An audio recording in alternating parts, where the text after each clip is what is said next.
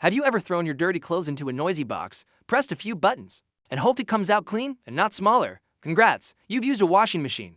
Inside the washing machine is a big round drum that has little holes in it and can spin fast, like Dan's Battle Fast. First, water flows in, then it adds soap. Not magic soap, just good old detergent.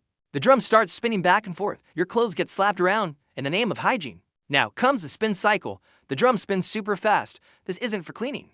It's for throwing out water. Centrifugal force, making wet jeans less wet since forever.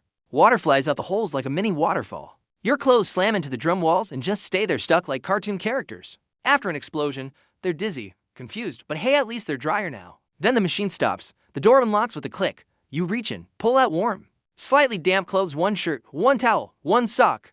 Wait, just one sock. Where's the other one? Again. No one knows. Some say washing machines eat socks to stay alive. So, next time you do laundry, just remember, you're not pressing buttons. You're activating a spinning, splashing, sock-hungry robot. Thanks, Spinbox.